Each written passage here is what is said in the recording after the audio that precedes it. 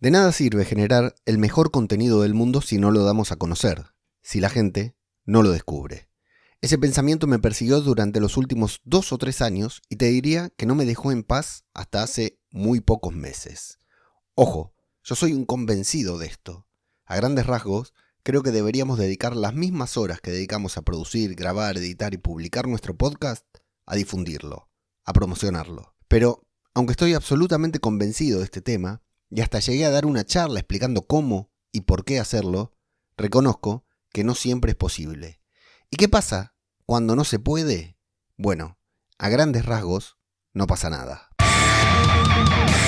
¿Qué tal? ¿Cómo les va? Yo soy Ajeno al Tiempo, les doy la bienvenida a Todo por un Daily, la versión express de Todo por un Podcast. Este es el segundo episodio final de este podcast cuya temporada termina el 30 de junio de 2025 y no regresa hasta el 2 de enero de 2026. ¿Por qué tantas vacaciones? Te estarás preguntando. Bueno, eso te lo voy a contar dentro de muy poco tiempo y mientras tanto te digo que vayas a leomenendez.com/guía para recibir en tu correo y de manera totalmente gratuita la guía para lanzar y mantener vivo tu podcast durante 2025 y, ¿por qué no?, 2026. Una guía en la que te comparto las claves, desde mi particular punto de vista, por supuesto, para no deambular sin sentido por el camino del podcasting. Y si ya tenés tu podcast, te va a interesar, o si aún no lo tenés, te va a interesar aún más.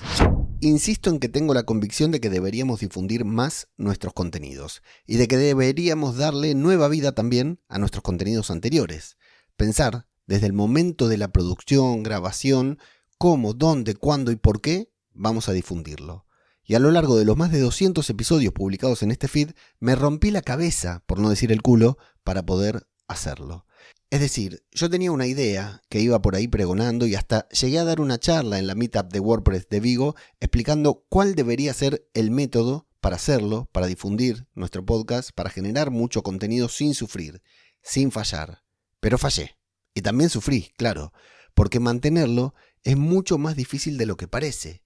Cuando comencé con este podcast, yo quería cumplir a rajatabla con toda la teoría con la que iba dando cátedra por ahí. Cosas que había aprendido a lo largo de todos mis años grabando podcasts y promocionándolos muy mal. Así que comencé prendido fuego, con muchas ganas, haciendo y cumpliendo cada uno de los checks que había apuntado en mi lista de acciones a llevar a cabo para promocionar mi podcast. Y me fue bien, bastante bien, debería decir, porque de ser un podcast nuevo, sin seguidores, sin suscriptores y sin oyentes, pasó a ser un podcast con una considerable cantidad de descargas o reproducciones diarias. Y mucha gente llegaba al podcast por esas acciones que yo hacía por fuera de los canales de audio. Sin embargo, hacer esto, promocionar el podcast, tal como bien sabemos vos y yo, cuesta mucho trabajo, incluso más que grabarlo. Por eso en un momento tuve que parar.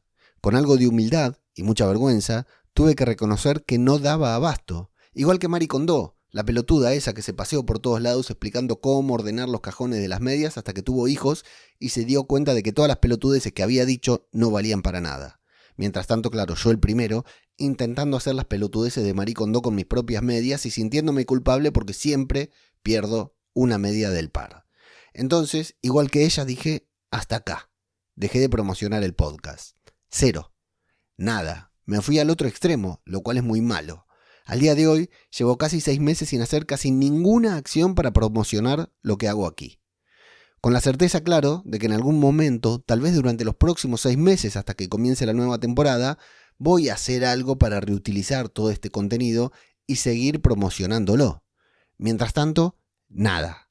Solo grabar y publicar, por supuesto. Y la newsletter, claro. ¿Y sabes qué pasó cuando empecé a hacer nada? Bueno, pasó justamente eso, nada. O mejor dicho, nada malo. El podcast, incluso sin promoción, siguió creciendo.